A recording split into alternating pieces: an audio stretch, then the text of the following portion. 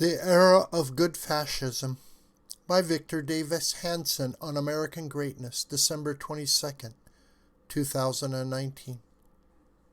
If and when fascism comes to America, it will not arrive with jackboots, stiff arms, and military uniforms. To modern progressives, laws are fluid, to be enforced when they champion the good, to be ignored or subverted when they empower the bad.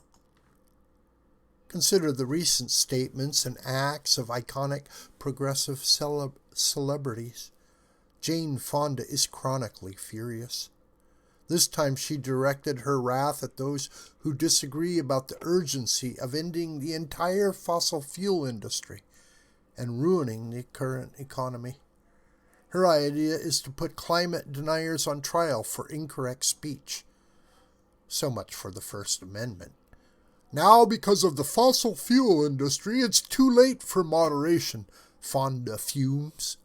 And given the emergency, it's those who believe in moderation, in pre-Trump business as usual, who are truly delusional. And those who lie and continue to lie about what they're doing to the environment should be put on trial, she says. Green teenage heartthrob Greta Thunberg has a different solution for those who disagree with her orthodox view on climate change. World leaders are still trying to run away from their responsibility, she says. But we have to make sure they cannot do that. We will make sure that we put them against the wall. And they will have to do their job to protect our futures. If Thunberg is truly worried about past government decisions that have threatened the world, she might study Swedish history and ask why her forefathers sold iron ore to the Nazi war machine, without which it could not have waged the war it did, and often threw in Swedish transport in the bargain. For those who think the American Civil Liberties Union and other liberal watchdogs ceaselessly monitor our government to ensure our Bill of Rights and laws are not abused to the detriment of citizens, they should be sorely disappointed. The left has redefined civil liberties to mean correct thinking. Thus, incorrect thinking is not protected speech or behavior.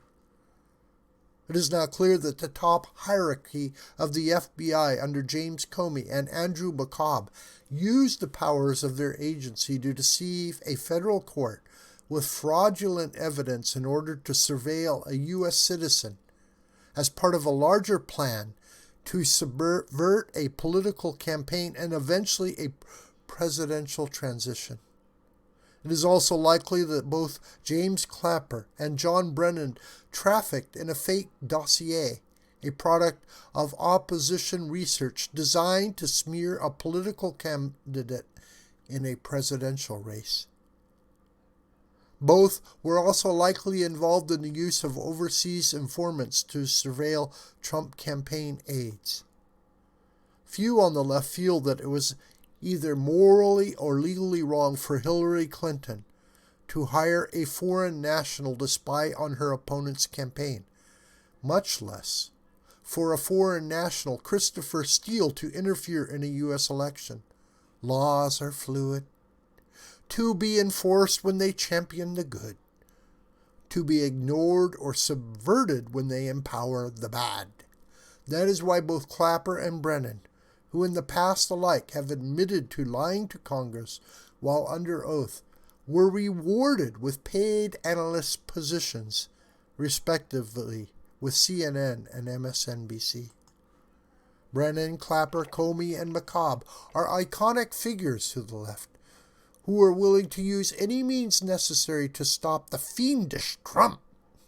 Comey's idea of a higher loyalty proves to be a euphemism for taking the law into one's own hands to destroy an elected president deemed a threat to status quo agendas.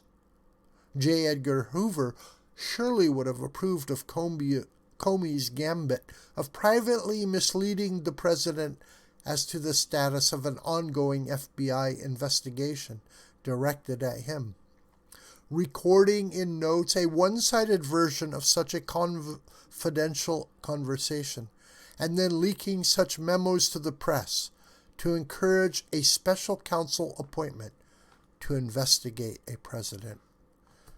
Few libertarians care that House Intelligence Committee Chairman Adam Schiff, Democrat, California, was data mining the phone records of the president's attorney and by reverse targeting his colleague Devin Nunes, Republican, California. Fewer were concerned that he publicized such records with the clear intent of smearing his enemies. Again, not a civil libertarian said a word any more than did any of them during the Obama administration when Eric Holder monitored the phone and email records of Associated Press journalists, or any more than when Schiff blatantly lied that he and his staff had no contact with the so-called whistleblower. Civil liberty abuse by liberals? No problem. A cynical reductionist with no faith in human nature might conclude that conservatives are less likely to abuse civil liberties because a mainstream press watches their every move, ready to pounce at even the suggestion of an abuse of free speech or an expression of due process. In contrast, liberals seem to have little problems with abusing FISA courts, inserting informants into political campaigns, snooping on congressional colleagues, and hiring opposition research to use foreign sources to defame a political opponent, because they correctly assume that the media will either ignore such abuse or that they will contextualize it in a way to help the good people ensure social justice. Schiff, along with Representative Gerald Nadler, Democrat, New York, and House Speaker Nancy Pelosi, Democrat, California, remember, helped redefine the Constitution on impeachment by citing no treason, bribes, or other high crimes and misdemeanors, but rather sought as an opposition majority in the Congress to smear with an indictment a first-term president before a scheduled re-election campaign. We are told for weeks that the impeachment must be accelerated to a vote. But when the polls supporting that effort tanked, we are told that such an impeachment vote must not really speedily be sent over to the Senate for trial. The Constitution's guidance on impeachment is apparently what polls better on any given day, in a larger landscape in which the progressive agenda would always prefer to change the Constitution when it proves inconvenient, whether it be the Electoral College or the Second Amendment. If and when fascism comes to America, it will not arrive with jackboots, stiff arms, and military uniforms.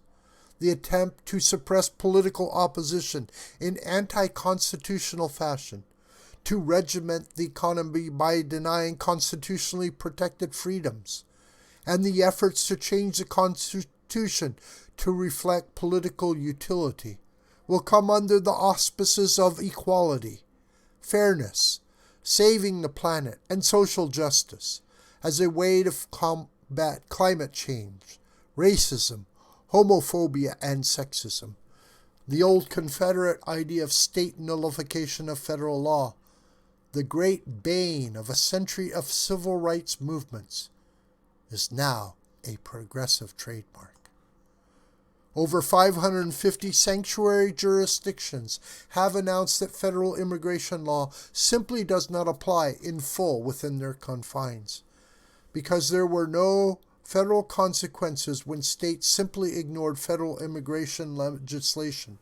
Why would not local jurisdictions, such as an increasing number of counties in Virginia, simply renounce state laws in matters of gun control?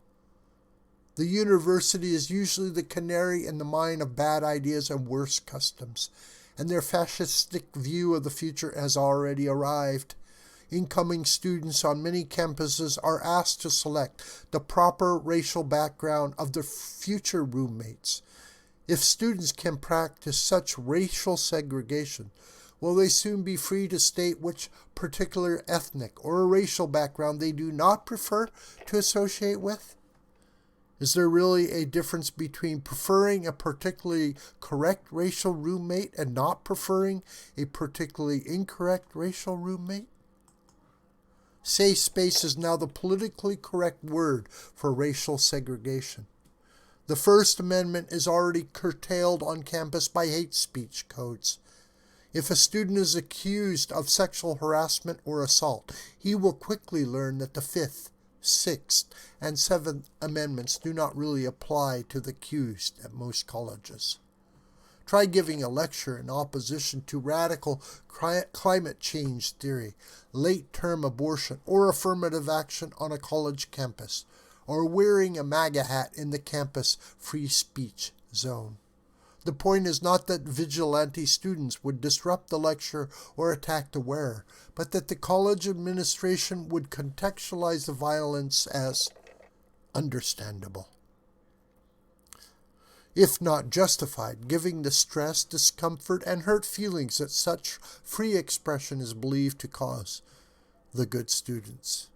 The modern university, the radical climate change movement, most of the media, and the new Progressive Party all share the same notion that the U.S. Constitution is an impediment to their agendas.